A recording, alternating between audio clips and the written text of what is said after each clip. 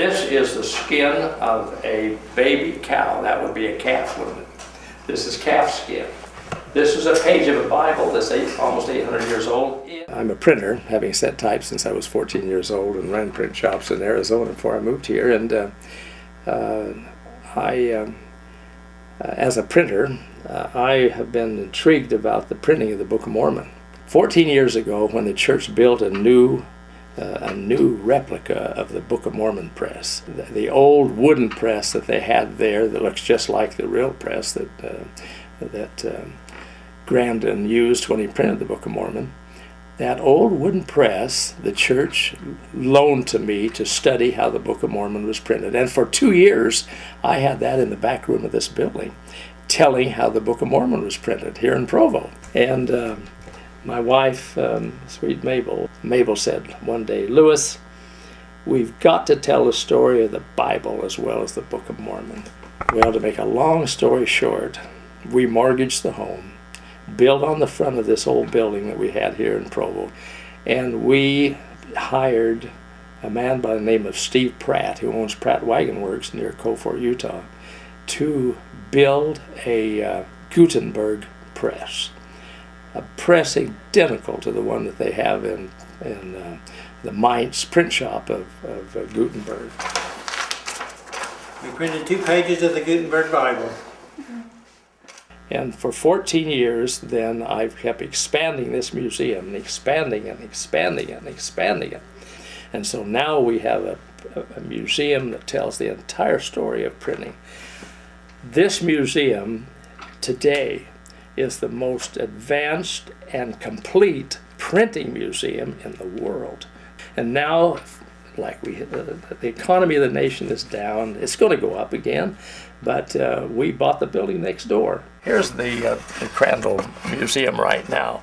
The public enters here in the room of the reformers, and they go into the Gutenberg room, and here we tell the story of the scriptures from Adam to Gutenberg, and then show how the first Bible was printed. And then we come in here, and this little room here is the Benjamin Franklin room. It'll only hold 12 people. We've been operating this museum for 14 years here in this little building, and there's just not enough room. It's caught the attention of everybody. BYU classes, UVU, all the wards and stakes, they're all coming. We're having a wonderful time here, but it's not big enough. We have many wards that come in with 30 and 40 and if they want to bring the whole ward, there's 50 or 60 or more, and that we don't have room for them. So we're expanding in that building. We want to expand in the west. We're going to have to raise some money soon.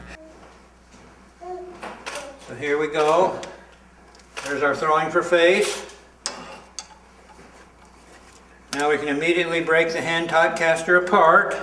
We've been paying on it now for several years. We probably paid $100,000, over $150,000 on it, and now we're about 7 payments behind, and the bank's foreclosed on us. Right now we owe them $350,000, but I believe that we're going to get the public's going to come in, and they're going to help us pay for that extension. And when we build that, when we extend our museum to the building, in other words, the museum, the old house that I had here that we built, the museum we've been running for 14 years. When we join these 2 buildings together, we're going to be able to expand the rooms and make a museum that can handle the throngs of people that will want to come here to the most advanced and complete printing museum in the world. We'd like to invite everybody to come to this museum. It only costs $4 a piece. This museum tells the story of the restoration of the gospel in a way that can't be told anyplace else in the world or any time. You can read about the restoration, you can hear the restoration, but when you come to this museum, you feel actual type, real type. You feel the press that made it possible for there to be a restoration. That wooden press that Gutenberg brought the world out of those dark ages and made it possible for there to be a Bible. 380 years later comes the Book of Mormon was printed using ink balls the same way the first Bible was printed.